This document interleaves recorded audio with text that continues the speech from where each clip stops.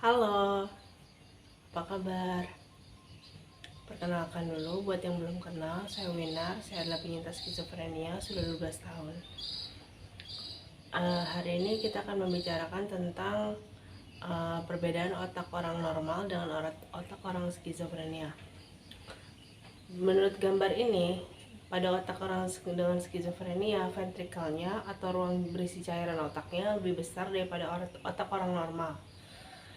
Artinya, kalau ruang ventrikelnya besar, artinya jaringan di sekitarnya lebih kecil atau lebih tipis. Contohnya ruang pada korteks biasanya lebih tipis, sedangkan otak pada orang normal, ruang korteksnya lebih padat atau lebih tebal. Kalau lebih tipis, akibatnya adalah terjadinya gangguan persepsi atau halusinasi dan waham.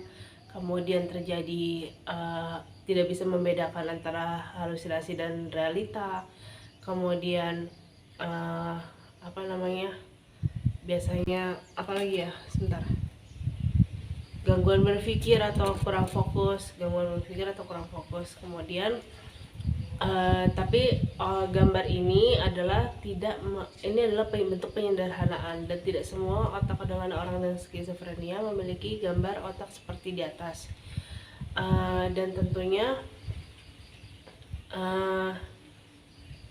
gambar scan otak ini adalah bukan berarti kita cacat atau kita orang yang cacat atau orang yang tidak sempurna, tapi hanya berupa keunikan kita aja gitu. Jadi anggap itu sebagai sebuah keunikan aja.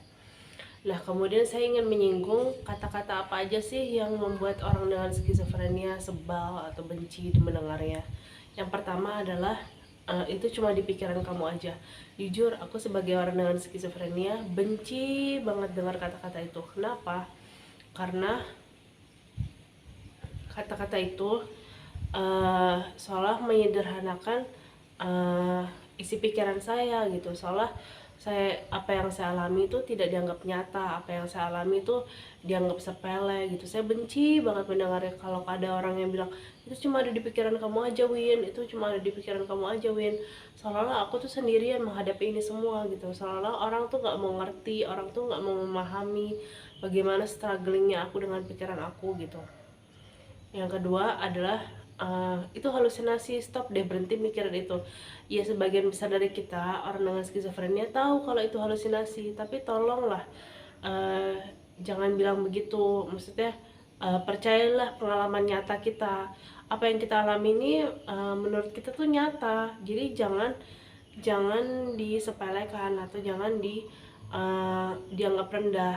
Kemudian ada juga yang adu nasib, bilang orang lain lebih parah daripada kamu. Ada yang tinggal di hidup perang, ada yang tinggal susah makan, ada yang dan segala macam lah, pokoknya bilang orang lain lebih parah daripada kamu.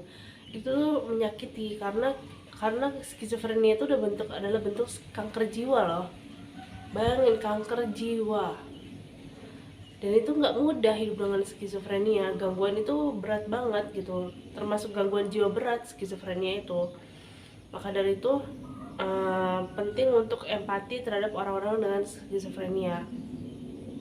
Lalu ada juga yang bilang kamu agresif ya, kamu bahaya ya gitu. Sebagian besar orang dengan skizofrenia itu tidak berbahaya, hanya yang tidak minum obat. Kalau yang minum obat itu biasanya tidak berbahaya, cenderung tidak agresif gitu. Jadi tolonglah dipilih kata-katanya gitu. Kemudian ada juga yang bilang kamu gila ya, kayak yang di jalan-jalan itu ya, kayak yang telanjang, yang udah kayak gitu, kamu sama kayak gitu gitu. Itu benar-benar stigmatif banget, karena nggak semua orang, karena yang di jalan itu belum tentu skizofrenia. Ada juga yang bipolar, ada juga yang berbagai macam, ada juga yang gangguan kompleks, gangguannya mix, udah campuran berbagai macam gangguan jiwa gitu, nggak hanya skizofrenia aja gitu. Kemudian ada juga yang bilang kalau kok kamu skizofrenia tapi kok bisa main HP, kok bisa main internet, kok bisa main laptop. Mana mungkin, orang gila kan di jalanan gitu. itu sangat stigmatif banget, karena kita sebagai orang dengan skizofrenia, bahkan aku bisa berkuliah sampai setinggi mungkin. Bahkan beberapa orang yang skizofrenia yang aku kenal bisa sampai lulus master degree gitu. Kemudian bahkan orang-orang tertentu tuh bisa ada yang orang-orang tertentu yang memiliki skizofrenia bisa jadi PNS. Jadi tolonglah stigmatif seperti itu dikurangi atau dihilangkan saja kalau perlu, karena itu sangat menstigma sekali, itu sangat mendiskriminasi sekali orang-orang seperti kita. Karena kita juga pengen nih hidup membaur, hidup normal di tengah-tengah masyarakat, layaknya orang-orang biasa aja gitu. Perlakukan kami dengan seperti biasanya aja, seperti orang-orang biasa gitu. Jangan dibedakan gitu, maksudnya itu. Lalu bagaimana cara yang benar menanggapi orang dengan skizofrenia ketika gejalanya kambuh gitu ya? Kalau di keluarga saya itu biasanya menanggapinya dengan humor. Jadi misalnya dengan misalnya aku lagi marah nih, terus dia bilang matiin TV-nya, matiin radionya gitu. Aku nggak mau dengar orang di radio itu ngejek-ngejek aku, orang di TV itu ngejek-ngejek aku. Terus nanti biasanya abang saya bilang, oh aspek kayak aspek tuh anti speaker. Aspek itu anti speaker, jadi kayak orang-orang di daerah Jawa Barat tuh nyebut orang-orang yang nggak suka nonton TV, nggak suka nonton radio, nggak suka dengerin radio, itu aspek sebutannya, anti speaker artinya. Terus ya pokoknya diajak dengan humor gitu, dengan cara-cara yang lucu-lucu gitu, tapi nggak menyakiti hati gitu. Coba ajak ke humor gitu. Nah itu cara pertama. Cara kedua adalah dengan cara diturutin aja. Misalnya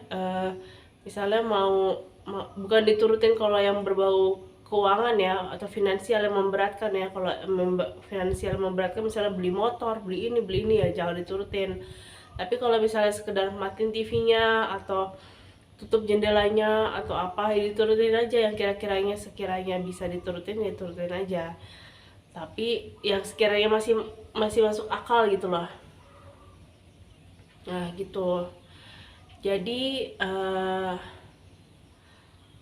kemudian pastikan untuk si ODS itu minum obatnya teratur. Kenapa harus teratur? Karena kalau nggak teratur itu bisa muncul rebound psikosis. Rebound psikosis adalah gejala psikotiknya kambuh lebih berat daripada sebelumnya. Nah itu diusahakan, makanya minum obatnya teratur. Kalau bisa, kalau saya tuh pakai alarm di jam. Misalnya jam 6 pagi itu bunyi alarm minum obat pagi. Kemudian jam 6 sore minum alarm obat malam. Kayak gitu. Supaya apa? Supaya nggak kelupaan gitu.